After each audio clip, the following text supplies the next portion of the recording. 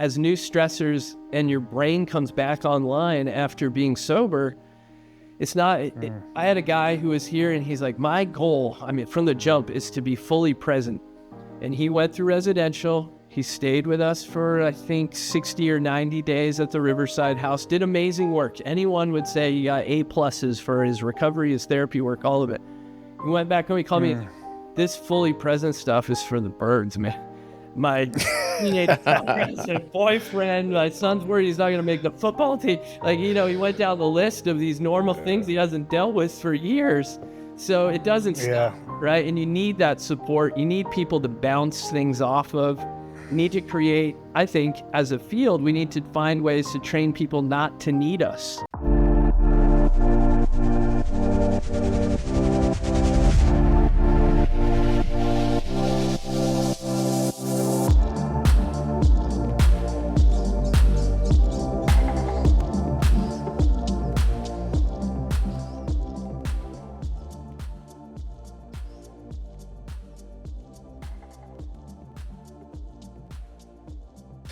Good afternoon, everybody. My name is Graham Durgee, and I'm the CEO and founder of New Waters Recovery down here in Raleigh, North Carolina. I'm joined today with our executive director, Justin McClendon, and our guest today is the one and only Mr. Brad Kennedy from Driftwood Recovery. Brad is the chief operating officer and partner at Driftwood Recovery. And I actually have some experience. I did about a year and a half of work where I was with Driftwood. So obviously know the team intimately and all the work that they do. I still send quite a few clients to them because in my opinion, they're one of the best in the business. If I have a family member, if I have somebody, very close to me that needs to go to treatment, Driftwood is always at the top of my list. So I'm very excited to have Brad on here today. And Brad, I always kind of like to start these things out. Obviously, just, tell us a little bit about yourself, how you got into this work. Obviously, it's pretty unique work that we do. So I think it's always interesting just to learn how people kind of find themselves to that.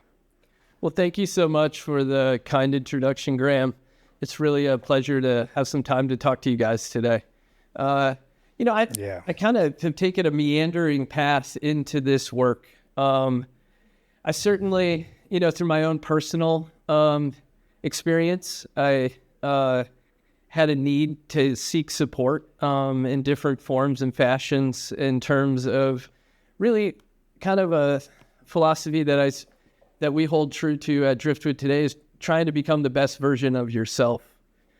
And while I maybe wasn't that always throughout my life, and I was meandering through life, I'd finished college and I was working at Starbucks, and I had a man who had become one of my mentors, Dr. Al Reister, was a regular customer there, and he came in and asked me, "Hey, what are you gonna do with your life? You're graduating." And at the time, I was really into running and triathlons, and I said, "Well, I think I might do this 5K, and then I'll work up to this." And he's like, "No, I mean your life."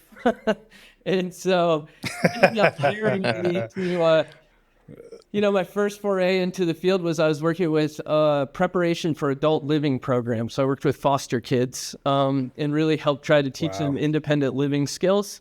And from that moment forward, I did a number of different things in the helping industry. I worked at a treatment center in upstate New York, which is where I'm originally from, and then ended up eventually finding my way to the Menninger Clinic, where I worked for 14 years. Okay. Right. And Menninger is one of, kind of the top psychiatric programs across the country, been around for 40 plus years and, one of the real staples in that world. So obviously great pedigree. You've been with them for so long, your foundation is just so strong. And that's the thing that always stood out to me at Driftwood is like the clinical team was so strong, and all of you, just that multidisciplinary team and everybody kind of having their own little specialty, right? Yeah, that's the model is really trying to make. Go on. I think you make yourself better by surrounding yourself with people that have skills that maybe you don't. Right. And the basic understanding, if you have 15 people in a team meeting, 15 minds are better than one or two if you're just sitting in an individual session. So that's a kind of ethos to the work that we have, and dropping any egos over whose client or program they're in. It's like, what does that person need? And how do we set up a team that allows for that experience? Yeah, 100%.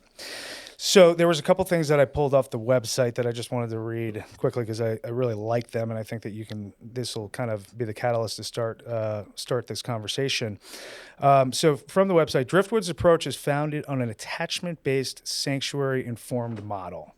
Can you dig into that a little bit and just kind of let our audience understand what that means? Yeah, absolutely. So I think when we hear like fancy psychobabble jargon like attachment and sanctuary model, our brains can kind of shut down. And really, to me, it's as simple as like the end result of addiction is a process where you really feel alienated from yourself.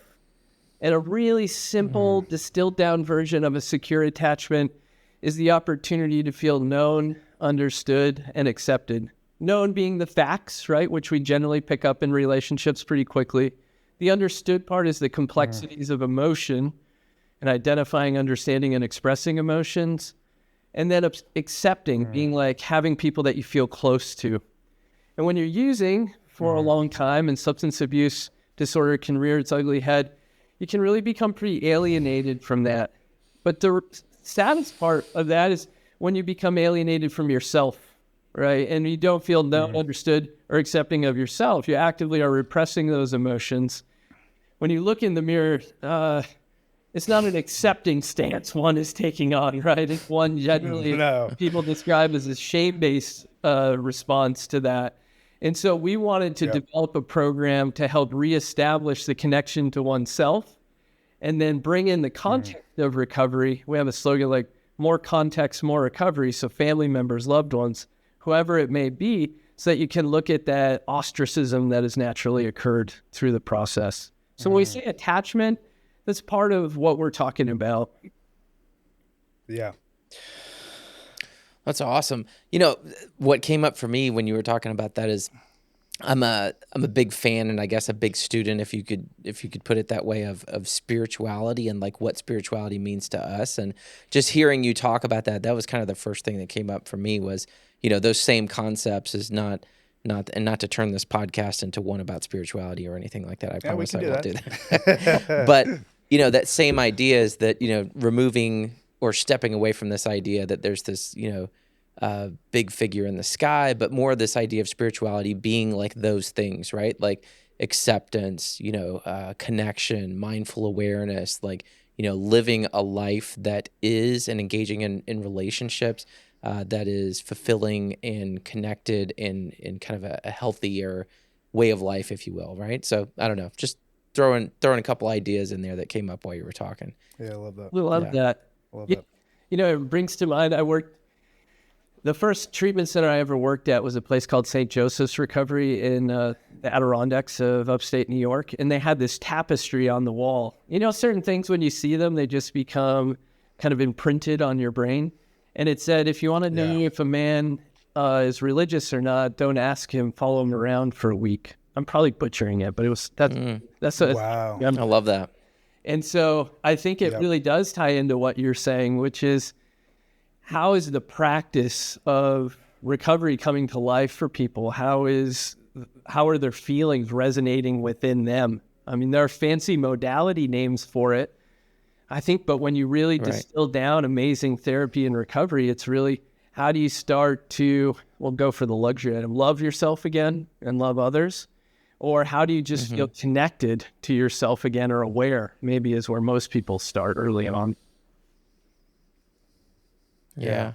And having that moment when you were saying looking in the mirror, I mean, I have that distinct moment of being in my basement in Boston before I got into treatment, and looking in the mirror and just having no idea who that human was, right? Yeah. And literally just feeling like I'm looking at a total stranger, like I just had lost my whole identity and who I was, right? And so that isolating behavior is so scary, so terrifying. And to come into a place like Driftwood, I mean, I know when I got there, and even just to visit the program, there was just like a vibe on the campus, right? And it's just, you know, you're in Austin, Texas. It's a great place. It's a very, you know, kind of cool, funky place to be in general. But it is such a family atmosphere and such a warm, loving place. And I just, that's so important. It's not institutional. It's a really hopeful, beautiful place where people can, take that next step in life. So you guys have done an amazing job with that. The attachment model started off really as a dream for us, right? And I say us, Yeah. I mean, there's Peter, Fleur, who's one of our founders. My wife also works here, Dr. Vanessa Kennedy. I always tell people it's a Dr. Mister situation. It keeps my ego in check. We started off early on with this dream. Like, can we do it? And I'll tell you one day, it's kind of a strange story, but one day where it really became true to me is we had a guy, one of the staff came and said, hey, this guy's upset. He's walking towards the gate, which is, it's a long walk. You wouldn't want to walk from here, but before I could even get there, one of the guys, who's one of our facilities guys, was walking next to him. And I thought, that's an attachment model. That's not in that guy's job description. He's not trying to do anything, but he gets the ethos and the shared culture that we have. We always say that we don't have any special 100%. Therapeutic tricks or modalities that are trademarked. What we have is a culture that we're uncompromising about. And whether it's an attachment model or trauma-informed, meaning we've all been through some pain and we all need some help to get out of it, that's something that we accept. We show up from the kitchen staff to the docks. People are showing up with that shared mental model and wanting to approach and help in that way. Yep. That's beautiful. Even down to, the staff eating with the clients and having that moment during lunch where kind of the barriers are taken down and you can have that real connection and that intimate moment where they're not feeling like they're being therapized, right? And, those moments are sometimes some of the most powerful experiences that these guys have in treatment and those real breakthrough moments. So it's like having, you're not just doing work when you're in group. It's happening all around you and at all times, right? Absolutely. And then we have a house in Austin that we call our community integration program. We designed it with that mind. We want to carry out the attachment-based model, right? And how do you take the show on the road? It's really cool in this bubble of residential treatment that arrests active addiction and is completely necessary and is absolutely beautiful. But we want to make sure that momentum carries forward. And how do you create those meaningful, secure attachments in real life? And there's a whole team that supports people to do that. And it's a really kind of magic moment too, when you realize like, oh, this doesn't happen just in a session or with the super accepting staff. It can happen in real life if I'm showing up in a certain way that's more authentic and true to my values and the values of recovery in that. Yeah, absolutely. Can you tell us a little bit about, we know, especially Graham, know a lot about Driftwood, but, maybe for the people that are listening and watching, can you tell us a little bit about, the program and like level of care, length of stay, what happens, maybe the perfect client too. The perfect client. That's a good one. Yeah, absolutely. Yeah. Well, when you find them, please send them my way, I'll show up. To me, the perfect client is someone that has a willingness to learn about themselves, right? And the spark that often comes and accompanies labels like a treatment-resistant client is not something that, to me, it's like you have this spark inside you that doesn't allow you to fall into a trap of compliance for compliance sake. And you may actively debate things and appear in what clinical terms would be oppositional, narcissistic, insert your pathologized term here. That's not the barrier. The barrier is what's really getting in the way of you accepting the best version of yourself, right? And is it a fear or pressure or the fear of hope that the belief that change is positive and possible is so overwhelming that you're like, dude, I'm never going to be that Brad Kennedy. I'm going to be Starbucks Brad Kennedy. It's not going to happen. Whatever. So the perfect client to me has some willingness, the ability to hit the pause button occasionally and think, maybe I don't have it all figured out, right? And we, I think, have the responsibility as a team to assemble a team that creates opportunities for that kind of change. So I'm sorry, I went off on like the bad history teacher that goes off on tangent. No, I love it. No, I love it. That's, to me, the perfect client is when you get the willingness, even if they have an edge to their presentation, we get it, right? there's a fancy clinical term for it called epistemic mistrust, right? Is that something happens in your life that doesn't allow you to trust your primary caregivers, whoever that may be. Maybe your parents, maybe your partner, whatever. So that's ruptured. Through active addiction, your trust of your mind will get ruptured, right? It's par for the course. That you can't, people will come to you and also say, hey, do your best thinking. And AA has slogans for like, your best thinking got you here, right? But it's, you can't trust your mind. And then you have somebody show up like me and you're like, but I'm Brad Kennedy. I'm going to be super nice to you. And you're like, who the hell are you? Why should I trust you? I don't trust the people I'm biologically wired to trust. I can't trust my own thinking right now. So some guy sitting in an office on a nice campus, you're the savior? I don't think so. And so that's the elephant in the room, right? Is that mistrust oftentimes that makes people think, well, they don't want to change, as if it's a readiness question. And it's really like a human being question. Maybe they're pretty wise not to trust yet because they're afraid of being hopeful. Right. What the family or loved ones might think. If you do start doing better, people want you to replicate that. So, sorry, I get fired over that. And so how do you approach that client, and how do you break through that? And what's the methodology there? Yeah. So attachment takes time, right? And so the first thing is the ability to have clinicians that know what to do with the things that get unearthed through the recovery and therapeutic and treatment process. The second is the time to do it. So we have very small caseloads compared for our clinicians compared to most people, yet they're probably working as much or more hours than anyone, right? Because they're trying to find a way in, and they're trying to point out where the incongruence is between how that person sees himself or is presenting themselves and how they're really showing up in life. And sometimes we need people to say, hey, Graham, when I saw you in Boston and looking in that mirror, I actually saw a guy who was scared. And you're like, oh, I wasn't scared. I just felt like crap about myself, right? And they're like, but, they're bringing those two realities together. We create that. We have group programming that's basically designed to, every day you're getting an open process group, right? That's kind of traditional group psychotherapy. And we bring in trainers to train our clinicians in like, how do you find those dynamics, those repeated patterns? And no one likes to look at the hidden dynamics in their life. Like, I don't know about you guys, but when people bring those up to me, I'm like, yeah, probably not. Or like, I'm going to get defensive the first time, probably. So we have peers that can bring it up, people that can create a community and have a shared experience. We use evidence-based behavioral practices because all the insight in the world without action just leads to more frustration. So it's one thing to know, hey, I don't have a voice in my family, but if you don't have a DBT dear man to know how to speak up next time that situation presents itself, you're just kind of fuming in silence. So we teach a lot of skills in ACT and DBT that apply very readily to addiction. And then we do a lot of recovery. There are principles in recovery, honesty, grief and loss, resentments. How do you deal with that stuff? And trying to find a pathway that people can really work on that in their own way.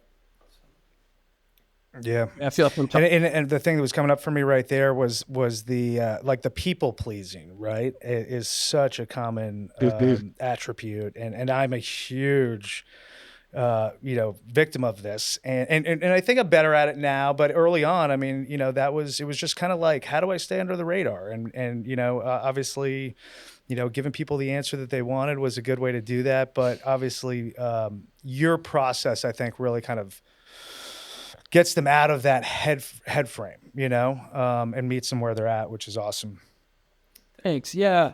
I mean, to me, the best solutions are co-created, right? So no matter how awesome a program may be, a clinician may be, a peer group may be, if you don't have a shared narrative between you and the other party, it's really hard to buy in, right? And you may know they're right, and you may even agree, that's the best way to do it. I can't do it, but that's a really cool way to deal with. Right. So it's creating, I think this is what's going on. allowing the space to check and asking the person how I would move forward, right? Sometimes they already know, right? Or there's invisible barriers like fear, anxiety, resentment. Yeah. And so this is a long process. It takes a long time, right? So how long are clients typically with you guys? And what's in your opinion for a positive outcome? What's the best scenario for length of stay? Yeah. I mean, so I think our average length of stay at residential is around 47 days, right? Some people detox when they come in. Sometimes people come from great detox experience like you guys have, and they show up ready. Their minds are ready as well to do the work. And then you need some kind of aftercare after that, right? And I think depending on your lifestyle and, the treatment's expensive. How do you continue to keep the momentum that you get going from a residential experience into real life? So we're always trying to help people envision a plan. It's not a 30-day problem. It's a 1-year problem, right? Is the way I think about it. And does it stop at a year? Of course not. But let's not make the finish line something that's deceiving to an individual, that the work is very, very difficult. As new stressors and your brain comes back online after being sober, it's not, I had a guy who was here and he's like, my goal, from the jump is to be fully present.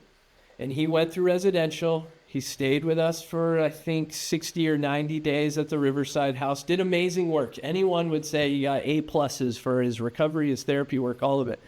He went back home, he called me, this fully present stuff is for the birds, man. My teenage boyfriend, my son's worried he's not going to make the football team. He went down the list of these normal things he hasn't dealt with for years. So it doesn't stop, right? And you need that support. You need people to bounce things off of. You need to create, I think, as a field, we need to find ways to train people not to need us, right? So you need to find a meeting where you can share and connect. You need to find a group where you can share and connect that you're not paying by the hour, right? As much as I love some of my long-term clients, that's my goal for everyone is how do you find that within? And maybe there's times when you go back to a therapist you had or a sponsor you've had and you're like, hey, I really need help. But one of the mentors I had was Peter Fonagy, and he said, don't you think the best coping skill you can teach somebody is the ability to think for themselves? And I was, wow, that's a good point. Hard to argue with that one.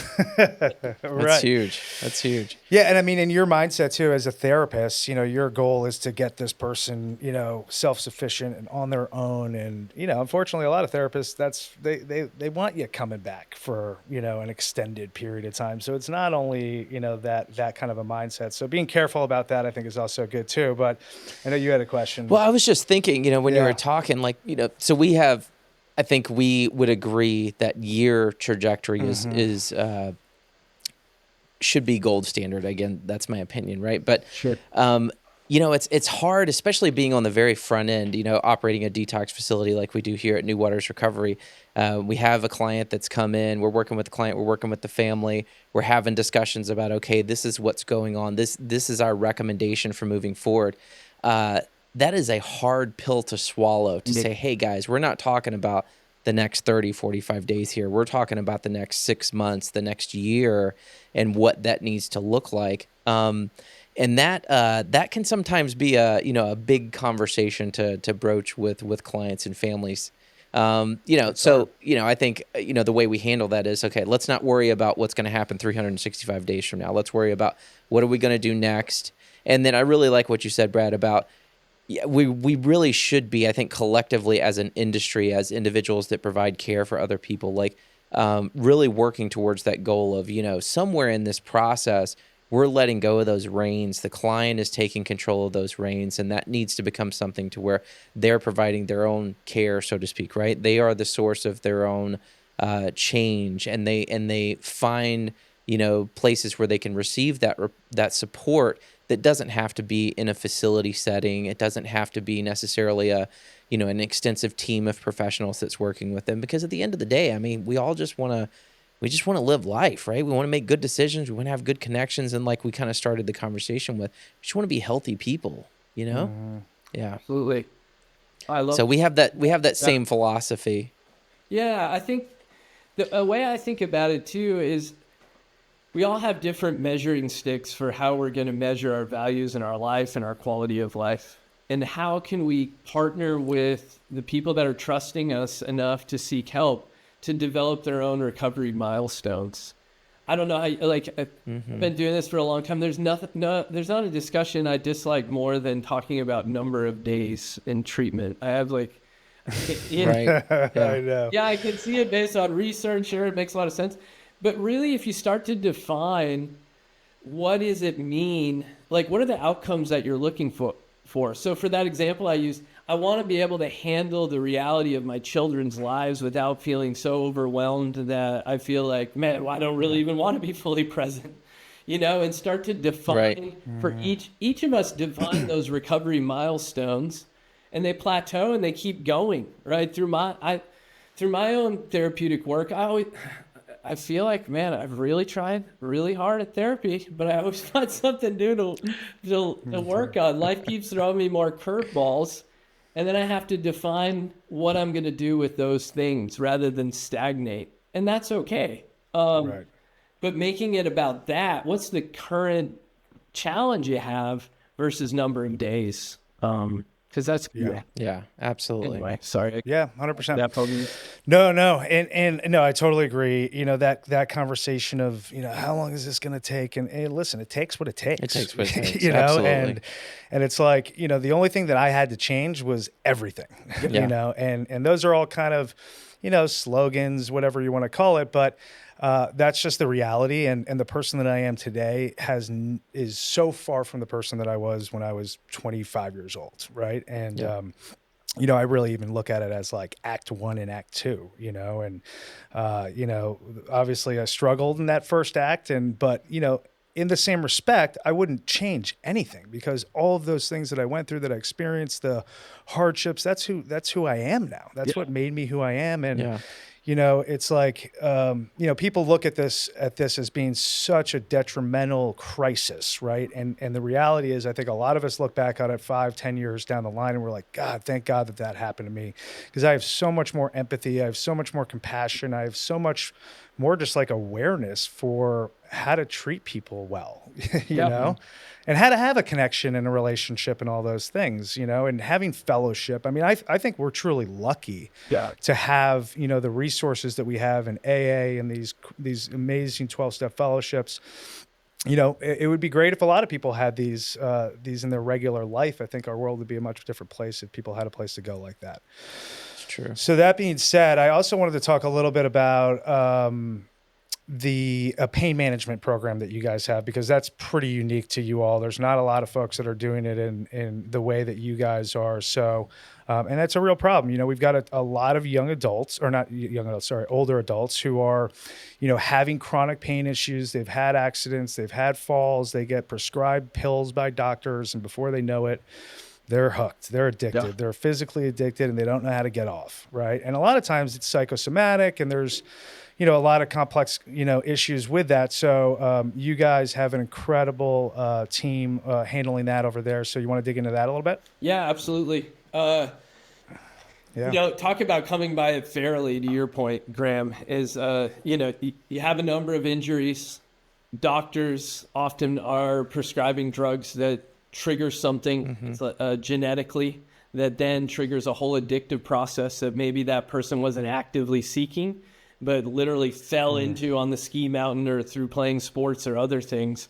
And then they look up one day and they're physiologically and psychologically dependent.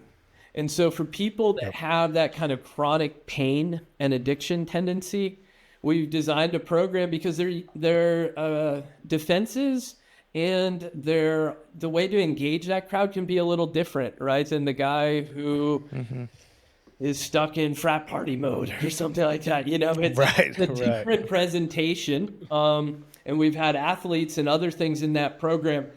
And really what we're trying to do is if they've looked at all the medical issues that are there, right? They've had the surgeries. Things have been dealt with to maximum medical benefit, but the substance abuse is still there. We're looking to change their psychological relationship to pain, right? And there's regions and neural pathways in your brain that could just get the end of this pain and this stress is through taking this medication. And the sad part is, you're right. But the end result of tolerance and habituation to those medications that were designed to be short-term to help you recover from a hip surgery, shoulder surgery, I'm going through all the surgeries I've had, like those things that were designed to be Band-Aids on that were not designed to be lifelong medications in that way. 100%. And so we work. And in fact, they stop working in a lot of cases, right? Yeah, exactly. People become, there's a loss of like feeling psychologically and physiologically, like why am I even taking this? So we work with people to identify the feelings in their body and really start to see, are they fused to other things that are fueling, I think we call it like the psychological underpinnings of that form of addiction. So is it a fear that this chronic condition is going to get worse? Can we find exceptions to the pain through experiential activities, sometimes as simple as walking or water aerobics or hanging out? We have awesome trainers here that will find exercises that people can do as pain-free as possible. We have hand bikes, things like that, where we're trying to find an experience where you're moving, but you're like not feeling that physiological pain. But so much of the time too, I feel like it's the fact that these people haven't been moving, right? And, just doing some yoga and doing some movement and just kind of like restorative yoga, very light. Yep. Just getting the blood flow and and building some strength too, whether it's, I know a lot of people have these back issues and it's, a lot of times it's, your core, right? It's like, we've got to build some strength there too. And obviously if there's a real injury, that's one thing, but doing that slowly and surely, I know you guys work on that. Yeah. When you're having that experience of, historically, I think it's been called like health anxiety, right? If I work out, something bad's going to happen. And it's grounded in 10% of reality or maybe more, right? But it has happened at some point. You need those corrective experiences. And so our schedule is chock full of experiential activities. We have no desire to be spa-like treatment. I'm sure Graham's heard me go off on this before. That's not our market. If we're doing acupuncture, trauma-informed yoga, it's all with a clinical purpose and intent of doing exactly those things that Graham is talking about. I think Mel Poles had some line like motion is lotion for your pain or something like it's going to help. Right. And so that's the idea, right? If you can get moving, you can get walking. We have equine therapy. We assembled this broad team to find a way in that creates a connection and a common factor to help somebody move forward. The greatest indicator of therapeutic success is the attachment you feel to the team or individuals you're working with. And so we need to find, and it's not all going to work based on one personality type. So we have different people, different modalities that are going to try to find a way to resonate with that person to get the momentum going. That's great. I mean, that's amazing. Yeah. And we talk about that all the time about how, because we're doing so much aftercare planning here because a lot of the clients that are coming to us just have no plan, right? I would say probably 75% of them. And so our team in a 7 to 10 day period is, digging into the case, figuring out where the leverage is, really working with the family to hopefully get them onto some sort of longer term residential.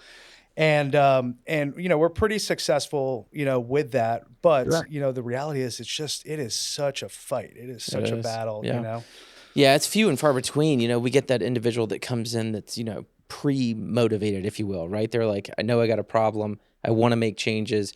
I know I need to do treatment, and you guys just need to help me figure out where that's going to be.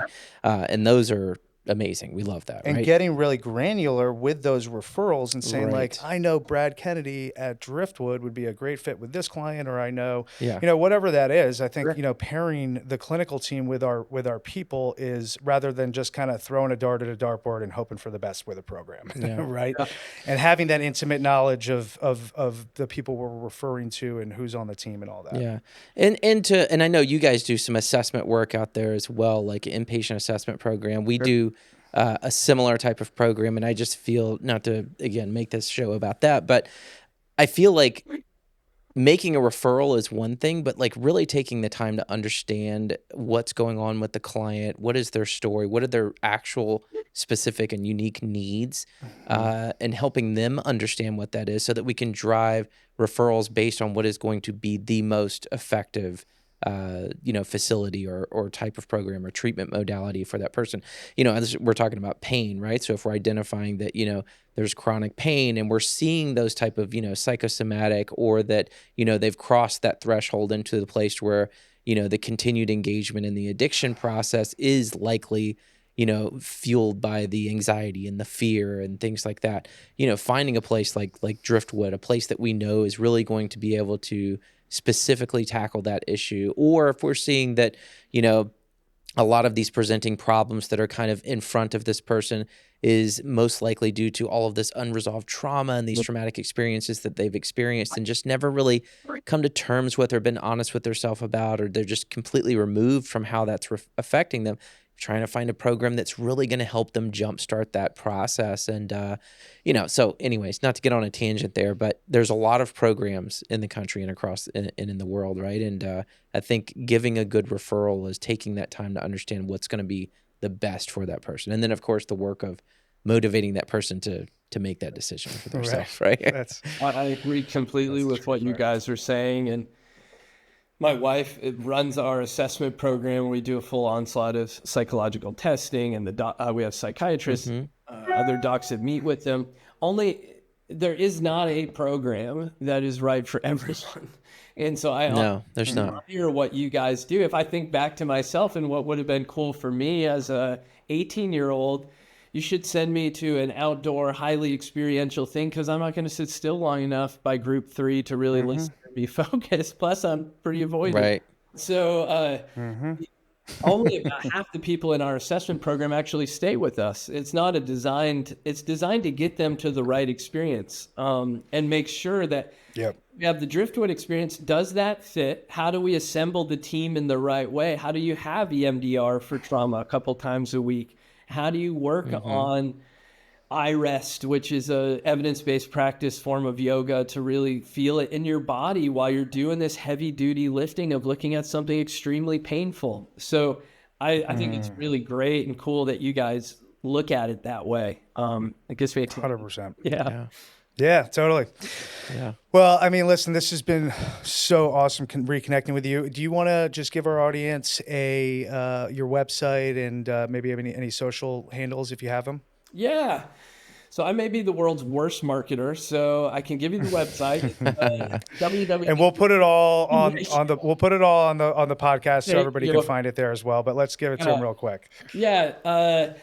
It's just driftwoodrecovery.com. I'm sure we have social media handles, and I'm sure I don't know what they are, so I apologize. All good. All good. And we'll put all of that online so that everybody can find Driftwood. But always a pleasure. I always learn something from you whenever we talk.